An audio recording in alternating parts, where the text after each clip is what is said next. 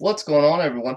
Welcome back to the Cylon Johns and Jills. I'm Johnny B. Crazy here with the expert John St. Baptiste, and we will be covering a little bit of breakdown behind the scenes of Battlestar Galactica Season 3, Episode 1, Occupation, and what an occupation it was. I saw Centurions in places where the sun don't shine, and we'll get into that later. Now, if you haven't already seen us, come check us out on Friday. Every Friday at 9 p.m. Eastern, we do a spoiler-free rewatch of the Battlestar Galactica series with 3 or 4 first-time watchers, and it is intriguing. They're super smart. Shout out to Clarissa Thompson, Bobby Catalano, Mackenzie L. Burns, Amy True, and Julianne89. They are some smart cookies. You got to come check them out. Spoiler free, and you can relive this classic series with us. If you haven't watched it, catch up with us. It's very, very awesome. I thoroughly enjoy it, and we'll get into that in just a second.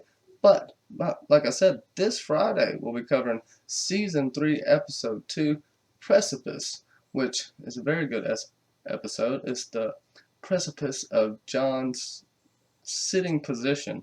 No, I'm just kidding. But, John, how's it going today, man? I'm doing all right. Doing pretty well. And I'm excited to talk about this episode that we're talking about today. I'm also really excited about this Friday talking about Precipice because it has to be one of my favorite episodes of the entire series. And it has my very favorite monologue in the entire series, and possibly one of my top 5 monologues from anything ever. And that's including the fact I have a bit of Shakespeare on my shelf. Yeah, stop showing off. A humble brag from John St. Baptiste. But no, I'm stoked about talking this episode. Every single week the Jills catch so much, and then there are the things they don't catch, and it's like teaching a class. You're like kind of like, oh, I want to give you an A, but you missed that. So like, I poked them in the eye with a clue last week 40 times. Kept denying me, man. Kept denying me. They are stubborn in their ways. But speaking of which, our panel, I love our panel. Bobby's got her one-liners. Amy's got her in-depth analysis. Clarissa has her comparison to everything science fiction because she has so much knowledge. She's a former redshirt on Star Trek. Yeah, Clarissa got shot on an episode of Star Trek. I'll find the episode for you. And Mackenzie just has so much insight into things because she just has some great knowledge about stuff. I love her panel. And then Julianne busts out some crazy amazing stuff as our honorary Cylon. Oh, by the way, Handmade by Bobby, check that out. And people have won a lunchbox on our channel. It's a lunchbox with all of our faces on it. Kind of. You'll have to come check it out Friday for the unveiling. We'll be unboxing those. I got a huge box. They are here. The lunch boxes are here. So come one, come all. Bring your hashtags. And John, I guess I'll start you off. I'll start you off with this and let you get into what you want to talk about, but I'll give a little nugget here. They were going to shoot the whole first part of this episode completely different. They were going to make it a Diana Beers propaganda film, and at the end of the film, it was where you're going to have that explosion that Leoben saw. You're going to have that at the end, and Diana's like, shit, cut, and it gives you that whole what's going on in a different perspective, but they went a different way. And I think it could have went well both ways, but I do like the way that they introduced it.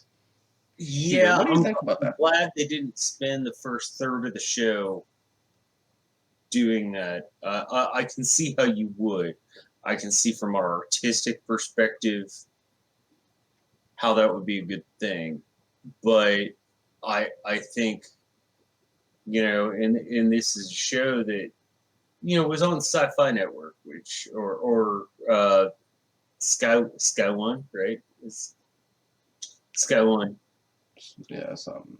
And so like more minor networks, and they're trying to bring in new viewers, and this is an intense episode with a lot of intense stuff. And I like that they just took and just threw you in the, for lack of a better term, threw you in the monster's mouth. I mean, start off like Oh, sorry. no, not at all. You start off with Laura Roslin's recap, which I thought was brilliantly done. Because it shows two things. It shows the history of what happened the past two seasons, and it also shows a bit of the bias that Laura Roslin has. And then you go to Saul Ty sitting alone in a. You can hear that, can't you? Yes, I gotta leave that in. It sounds like a person just. You start with Saul Ty sitting alone in a cell. Oh, I was just saying it was so visceral. And this was like 15 years before Game of Thrones, Ramsay Bolton shit. Oh, can I say something about that? And they were gonna have a speech from someone to kind of explain what was going on. I guess they were gonna use dialogue more to explain the harshness of the situation, desperation that they were feeling, show the uprising, the rebellion. But instead, they decided to convey it through the visual medium at the last second, with showing what Saul Ty lost, visually losing something, being maimed by this, and you already kind of figure, well, he must be the leader of the uprising since he's been tortured like this, and along with what Roslin did. So I think they really visually portrayed it more than actually having to tell you, and that's kind of what you want a lot of times from a TV show. Yes, you want that dialogue, but you want to convey a moment of emotion through feeling and through visuals, for the most part. Like, yes, there were words there, but any good director will say show don't tell. Any of your great directors, Stanley Kubrick, Scorsese, Coppola, even George Lucas are going to say show don't tell. And the way this was shot, it was shown, not told, and I thought it was absolutely brilliant. And you just feel, if you didn't like Saul Ty before, you at least give a fuck about him now. Well, I mean, sometimes I think about stabbing his other eye out, but that has nothing to do. That's just my own personal weird feelings. No. You see how his passion is what really has brought them together. I think there would be a resistance, but I don't believe it would be as disciplined as it is under the direction of Saul Ty. That's someone you want on your side in a fight. We've talked about this many a time. Well, actually, it's I was reading some of the back source about this episode, and Ron D. Moore said that Saul Ty, the character, you have these moments in the first couple of seasons where why does Anama put up with him? And he's like, you think about foxhole mentality. And if you were in a foxhole, outside of maybe Kara Thrace, can you think of somebody besides Saul Ty you would want next to you in that foxhole? Leoben? No, that's a Yeah, great point. we'll get into that kind of crazy in a little bit, but no, you know what I'm saying? Yeah, he's a damaged alcoholic PTSD suffering person. But when the shit goes down, you better be ready because Saltai is going to be. Yeah, it will. He was already thinking about it when it started happening. He already had a plan in his mind, I'm sure. Let's move on a little bit. So we get this, I guess, the Cylon plan. We see that the Cylons don't all agree. They're pretty individualistic. Even the same models kind of mimic each other, but they still seemingly are individuals as well. Now, just a little behind the scenes, the Colonial One is the most despised shooting location of Battlestar Galactica. The ceilings are low, it's cramped. Ronald D. Moore, on many occasions, has said he wants to burn it to the ground. And this was the toughest scene for them to shoot, maybe of the whole series, just because of how many takes they had to do. You have all the duplicates in there, so the actors have to take multiple takes. You have 3 of some people, and it just took forever. No one likes the Colonial One set, and I just thought I had to throw that out there because that gives you a little bit of insight into these are real people making this show, and I think it's fun to have little insights like that. But Oh yeah, definitely. You think, you know how much I hate being hot. Like yeah, being a good-looking man is hard. you well, thank you. You live in a much different region of the country than I do, and when it gets hot here, I'm just like, oh my gosh, this is ridiculous. Why can't I just run around naked? But naked with a tie wouldn't look right, would it? But the yeah, you think about the shooting conditions. Like I was reading about that myself, and they had to do like, I want to say it was 64 takes because they had to do different positioning in different places and stuff like that, and to duplicate themselves. Plus, like sometimes you just like f up a line or Exactly. whatever, and then you gotta like do the whole thing over again, and you gotta think that like somebody messes up a line, everybody else is like, come on. Basically, like we've been standing in this like sweatshop for like 6 hours. And then the pressure gets on, and it's easier to mess up lines because you're thinking about it too much. Oh yeah. Right. Um, It's very impressive. But they covered that pretty well. Uh, the Jills did cover this episode pretty well. I didn't mean to cut you off, and go ahead if you want. oh no. Please Uh, go ahead. I think we definitely want to touch on Leoben and Kara. Uh, I touched on it a lot. Match made in heaven. By the way, thank you everyone in the chat for not spoiling, doing your jobs. No, not thank you. John St. Baptiste says thank you. I say just, do your job. I'm kidding. Uh, John, do you want to give a special thank you to those folks and then introduce us to the lovely couple who will start a new family and it'll be called Leave It to Kara Thrace instead of Leave It to Beaver. And it's going to be a good raucous, man. Yeah, I know some people, the way that this was broadcast, um, caught this episode and the episode Precipice that we're going to be doing on Friday as one episode. So all of you who kept any spoilers out of the chat, I very much appreciate that. That's very awesome of you. Definitely appreciate that.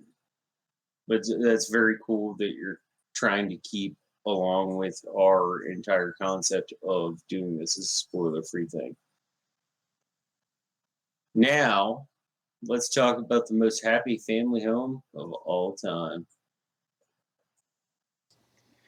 And Not John Boy, not Billy, not Dead Cylon. I've had very few like, oh yeah, moments in television history watching ever. When Kara takes Leoben out, oh my gosh, that's just awesome. I've probably seen this episode like 10, 15 times. And Yeah, still, she pulled the surf ninjas and beat them up with chopsticks. You remember that? still, I'm just like, every time I see it, I'm just like, ah, this is why I love you. How about that for sashimi, you son of a bitch? It was good. I mean. And what makes it even better is afterwards when she's just like picks up her knife and fork and. Yeah, I think Kara may become a serial killer of everything that's alive by the end of this, given what she's driven to. Yeah, she can't get the hell out of there. She's locked in, and this and one other thing is her worst nightmare, right?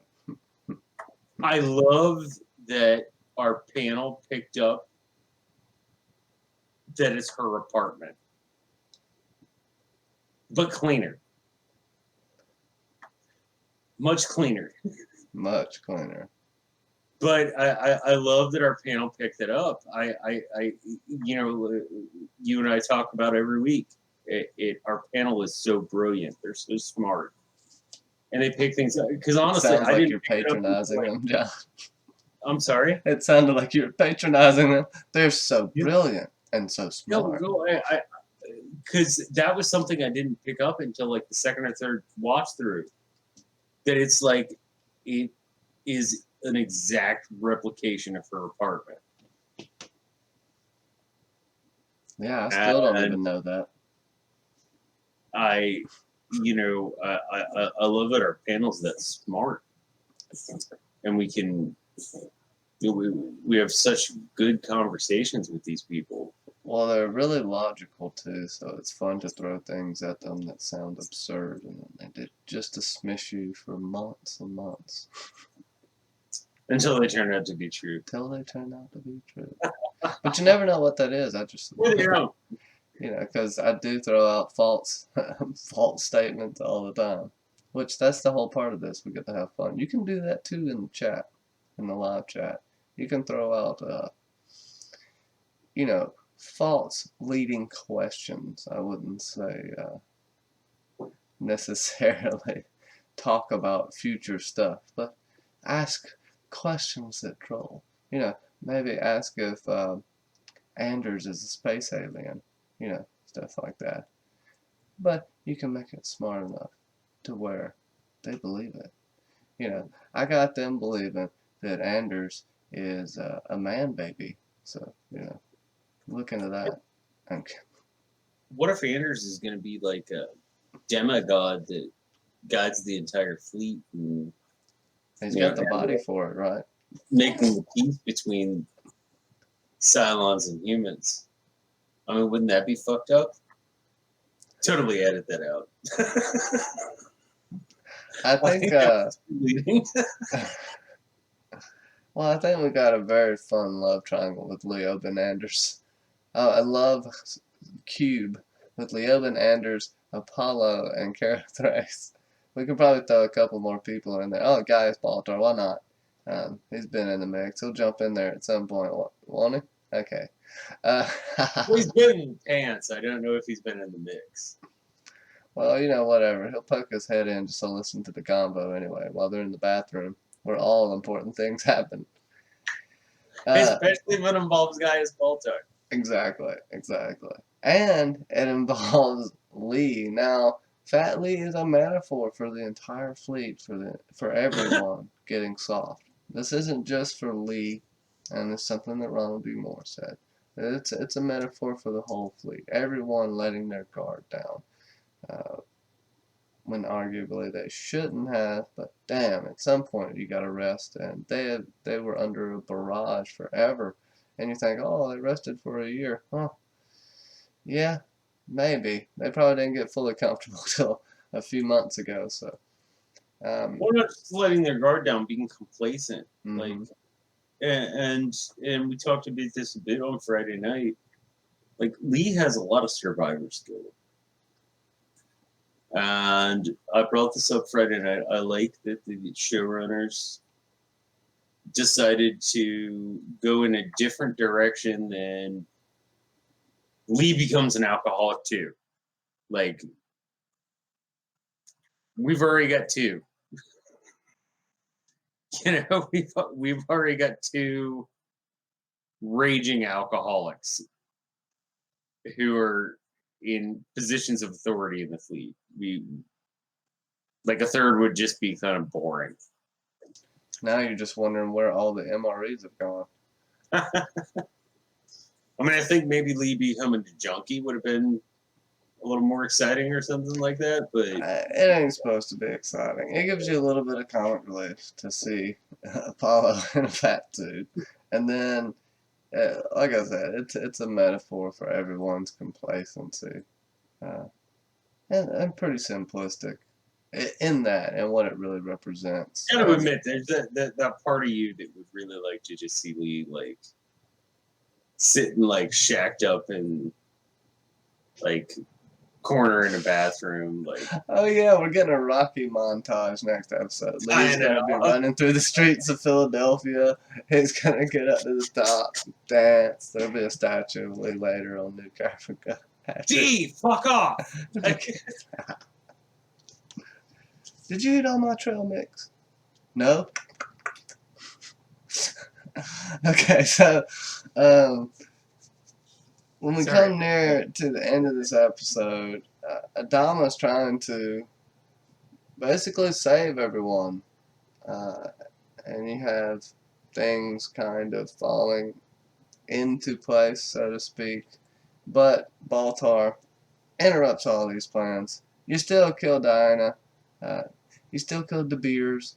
You know, she can't help but keep dying. I actually feel sorry for her. Like, she just keeps getting killed, man. It's a semi-successful strike. So, you know, Adama's still going to try to come in, but how he's going to be able to get in there. We've seen every situation he's ran through. He's going to mass casualty. He probably usually never wins. He can't find a way in, right? I love watching Adama plan this out. And just how frustrated you get. I think it just shows you how good of an actor Edward James Olmos is.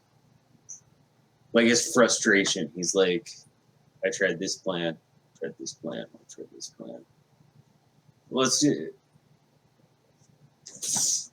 you know, F it, it's not gonna work. Like it because you never see him lose his cool.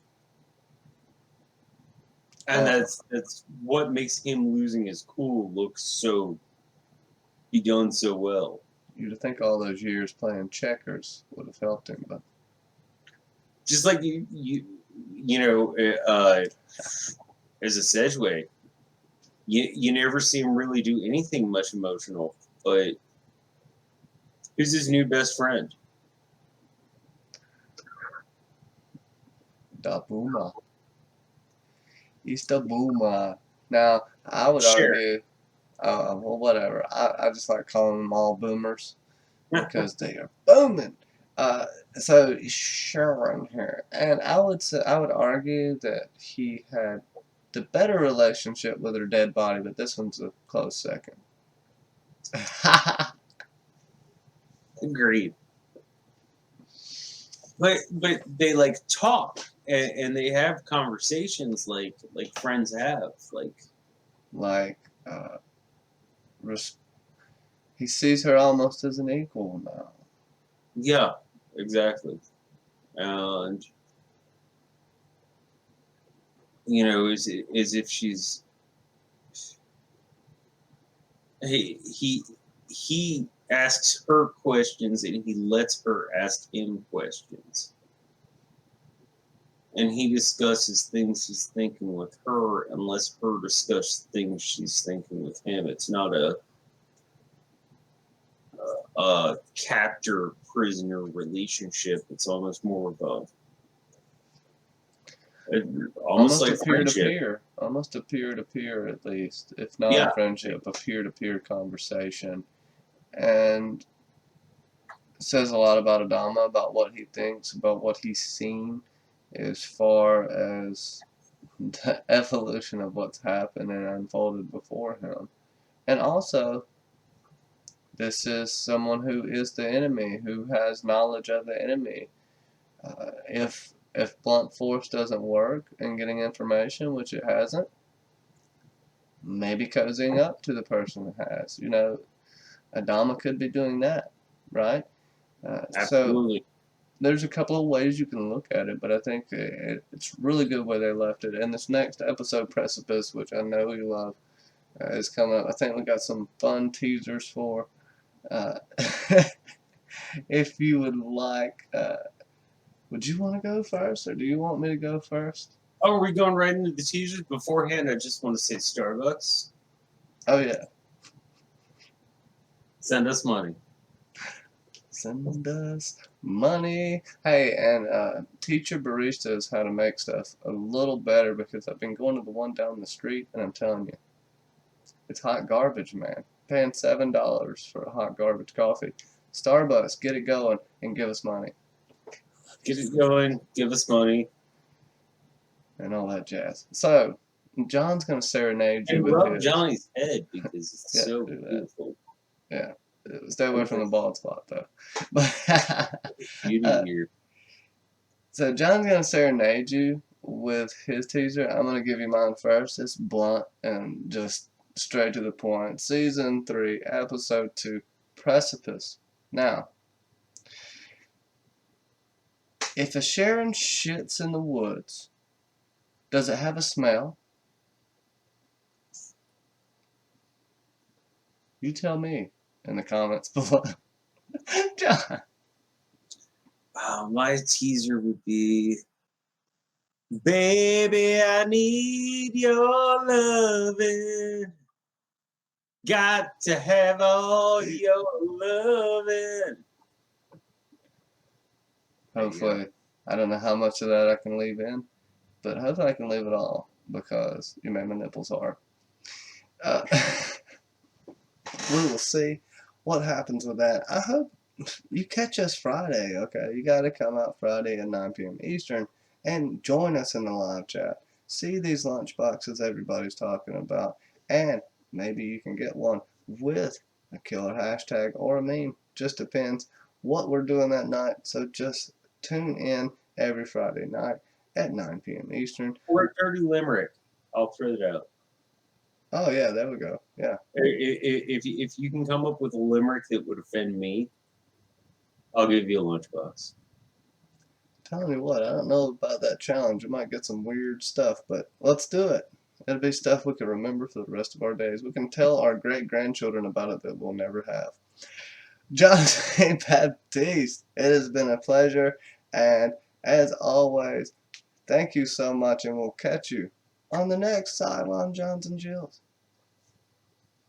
Yes, absolutely. And in the meantime, there's something we say, isn't there? Maybe.